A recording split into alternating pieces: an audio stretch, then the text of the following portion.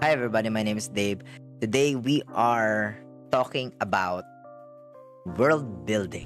If you like this kind of video, writing content, writing tutorials and all, hit the like button, subscribe, and smile.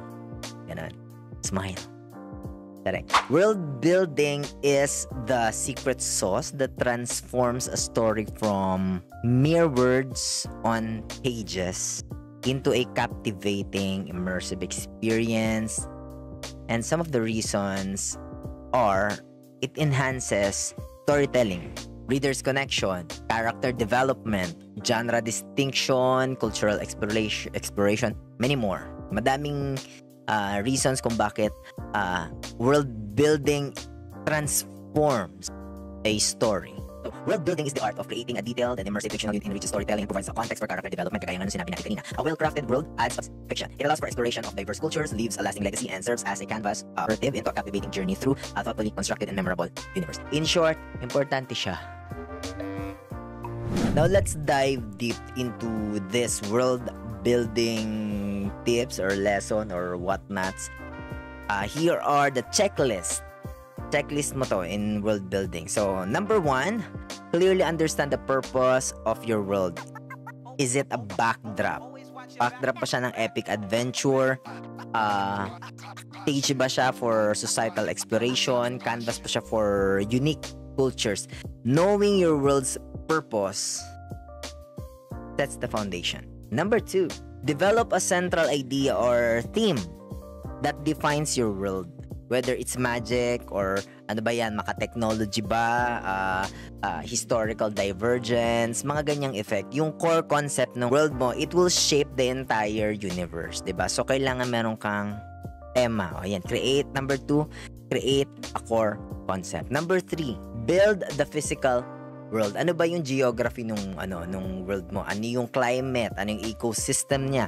Consider the landforms, 'di ba? Bodies of waters and natural phenomena. Yung mga nakikita mo sa paligid, 'di ba? Physical world. Anong itsura niya physically? Ito yung mga elements na nakaka-influence ng culture, nung economy, 'di ba? Yung tono, pinakang overall tone nung world. Like even yung mga it will even affect the itsura of the characters that's living in that world. Halimbawa, your world, ang physicality ng world is halimbawa underwater, 'di ba? So yung character mo shape into that, 'di ba? Halimbawa, yung world mo is mainit, nagbabaga and all. Sa tingin mo ba ang puputi ng character mo, 'di ba?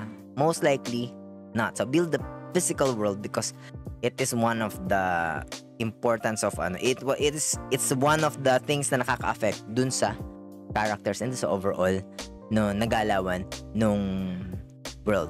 Number 4, create society, civilization, cultures, explore their histories, traditions, and belief system. So nandito na tayo sa society, no?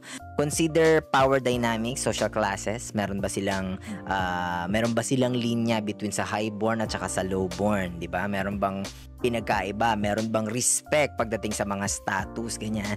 Establish societal structures, 'di ba? Societal structures provide context for characters and plot. Number 5, develop a historical timeline, 'di ba? Outline the history of your world. Isa 'yung sa mga masayang gawin pag nag-world building ka, yung history nung nagaganap dun sa story mo. Apakaganda, apakasarap ng experience, kaya lang nakakapagod siyang gawin. Pero it helps talaga dun sa story mo kasi may history may lore, kumbaga, yung pinakang world building mo. So yung world na ginagawa ng character mo, nabubuhay siya, nagiging siyang ka-believe, diba? Highlight significant events, conflicts and revolutions, ganun, something like that. Understanding the past enriches your narrative and explains the current state of your world, o 'di ba? So apektado pa rin nung ano nung in world building, apektado yung story na nagte-take in the current timeline nung story. Number 6, if applicable lang naman, no, create language or unique communication methods even if not fully developed. No, a few key phrases or linguistic quirks can add authenticity. So, syempre, hindi naman lahat ng world 'di ba pare-parehong yun lang yung language, English language, Filipino language and all, 'di ba? Twerk mo siya, 'di ba? Kaya mo naman yun pagkanayan mo yung creativity mo, and then you can create your own language. You can base your language, your created na language sa ibang language. Like paghaluin mo yung dalawang language to create new form of language, you can do that. Diba? Do your research. Kaya mo yan. Number 7. Define the rules governing technology or magic in your world. Whether, ano ba siya? Futuristic tech ba siya? Ano ba siya? Governed ba siya by magic, arcane spells, and all, diba? Or medyo pareho. Ako, gumawa ko ng story na pareho, blended siya, technology and magic. Consistent system makes your world believable. Number 8, number V. Explore how different cultures interact. Yung sinasabi natin kanina, yung sino ba mas mataas, paano sila mag-interact with each other, yung mga culture. Kasi magkakaiba ng culture. Para sa tunay na buhay, magkakaiba tayo ng kultura, magkakaiba tayo ng way kung paano tayo makipag-interact sa mga tao. Diba? So, explore how different cultures interact. Are they, mag-alliance ba sila? Ito bang kulturang ito, violent ba sila? Ito bang kulturang ito, more peaceful sila, more loving sila, and all. Consider cultural interactions. Ano yung dynamics nung world? Dito mo yung ipakita sa world building part na to. Consider cultural interactions. Number 9, map your world. Napakaganda at pinapadali yung writing process mo pag meron kang mapa nung world, especially when you are writing fantasy or when you are writing na ang setting is napakalawak nung ginagalawan ng characters mo. Ang napapadali, nakakatulong talaga na meron kang mapa nung world na ginagalawan ng characters mo. So, hindi ka nagkakaroon ng nagagabayan mo yung continuity ng story. Hindi mo kailangan ng cartographer, kahit yung yung simpleng sketch lang, 'di ba? Parang natatandaan ko, I'm not sure if I'm correct pero parang may nakita ako sa social media before na sketch nung mapa ni J.K. Rowling sa Harry Potter. I don't know if that's legit pero may nakita akong sketch nung pagkakagawa ng mapa niya, and it's just napaka-simple. Talagang drawing lang siya. Apaka-simple, pero it really helps. So, alam mo kung saan yung direction, alam mo kung saan yung this and that. Hindi ka malilito. Number 10, describe daily routines, commerce, and common practices. Ito yung nakakaado ng pagkatotoo, ng realism to your world.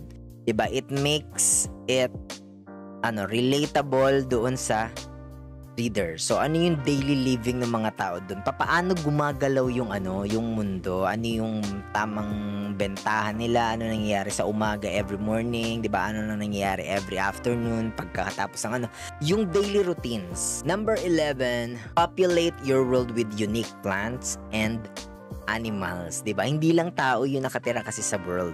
Diba? Meron ding mga halaman dyan. Pwedeng lagyan mo ng kakaibang halaman na nangangain ng tao. Diba? Animals. Diba?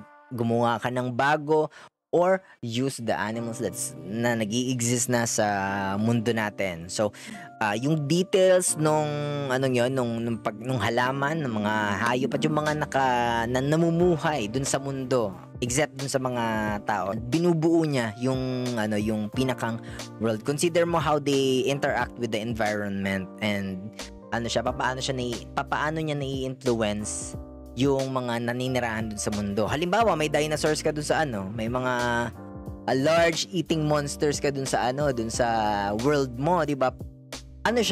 Makakatulong siya to your character. So, yung way of living ng character magdidepende doon, di ba? It makes the world real.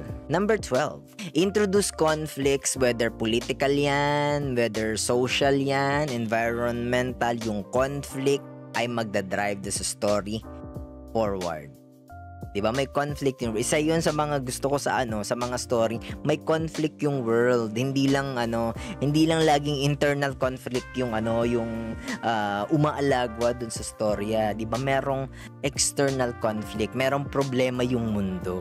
So, inject conflict and tension, introduce conflict dun sa world. There you have it, mga ano ba tawag sa inyo? Mga kayo. Yun yung world building checklist nyo. So, bahala ka na dyan. Gawin mo ng paraan. Hindi naman ibig sabihin na ito yung checklist is go. Lahatin mo to and all. Kung hindi naman kailangan, then don't include it, don't use it and all. Now, go, mag-create ka na ng world mo kung saan pati yung mga characters gustong tumira dun. If you like this video, please consider hitting the like button and subscribe. Yun lang.